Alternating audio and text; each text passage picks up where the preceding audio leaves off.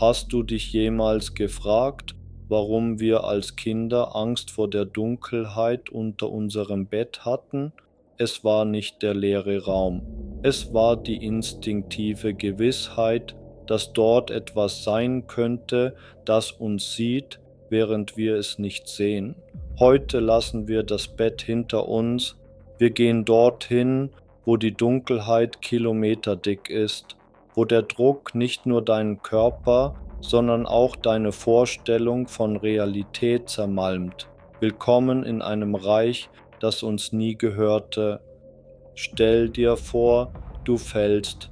Über dir wird das Licht der Sonne zu einem winzigen, flackernden Punkt, bis es ganz erlischt.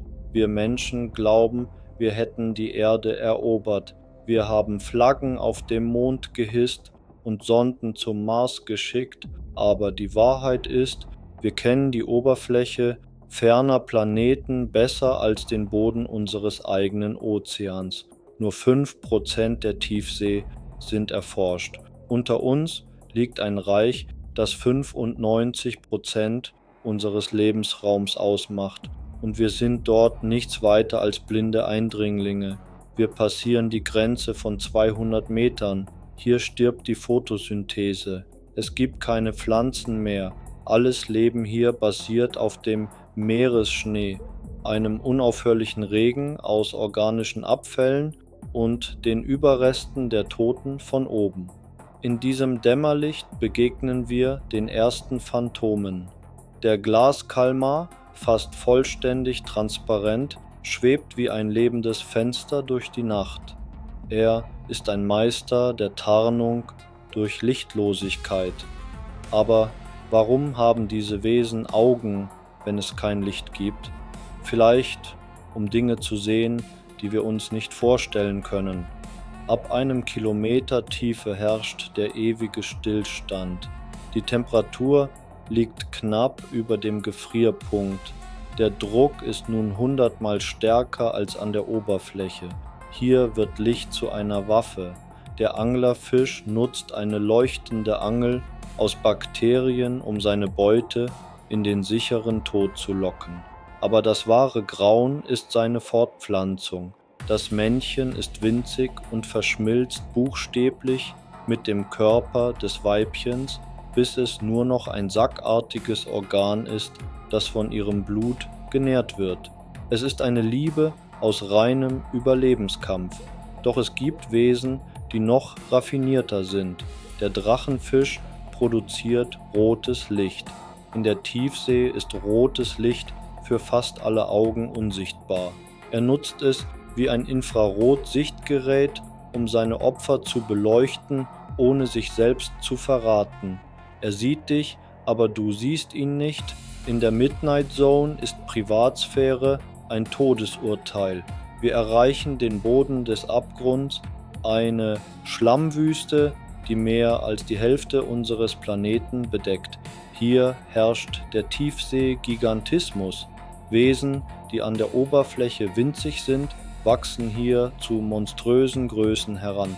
Asseln so groß wie Hunde, Flohkrebse länger als eine menschliche Hand. Warum? Manche sagen, es spart Energie. Andere glauben, es sei der Schutz vor dem unvorstellbaren Druck. Es ist, als würde die Tiefe alles, was sie berührt, verformen und vergrößern. Ein toter Wal, der hier herabsinkt, wird zu einer Oase in der Wüste. Innerhalb von Stunden versammeln sich hunderte Kreaturen, Schleimaale, Haie und die mysteriösen Knochenfresserwürmer, die sich von den Ölen im Skelett ernähren. Ein Kadaver kann dieses Ökosystem über Jahrzehnte nähren. Hier unten ist der Tod der einzige Anfang. Wir betreten die Hadal-Zone.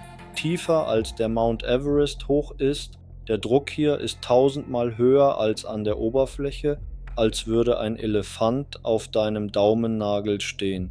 Und doch fanden wir hier den Scheibenbauchfisch, ein Wesen ohne harte Knochen, fast flüssig, um dem Druck standzuhalten, doch das Erschreckendste ist nicht der Fisch, es ist das Plastik. In 11.000 Metern Tiefe fanden wir Müllbeutel und Mikroplastik. Unsere Sünden haben den tiefsten Punkt der Erde erreicht, noch bevor wir ihn selbst vollständig gesehen haben. Wissenschaftler rätseln über Geräusche wie den Blub, Signale aus der Tiefe, die stärker waren als jeder Blauwal. Manche glauben, wir hören dort unten nicht die Natur, sondern eine Evolution, die beginnt, unsere Technologie zu imitieren. Dass die Phantome der Realität lernen, unsere Sonarwellen zu reflektieren, um uns wegzulocken. Wir haben Angst vor Aliens aus dem All, aber vielleicht sollten wir Angst vor dem haben, was bereits hier ist. Die Tiefe starrt zurück und sie vergisst nie. Ich bin Walking Crow One, Phantome der Realität. Danke, dass du mit mir abgetaucht bist. Und jetzt lass ich dich allein. Ich überlasse dich jetzt der grenzenlosen Stille des Abgrunds. Spür die Weite, spür die Freiheit, aber schau genau hin, denn in dieser Tiefe starrt nicht nur die Dunkelheit zurück, sie atmet. Vielleicht sehen wir uns im nächsten Traum wieder.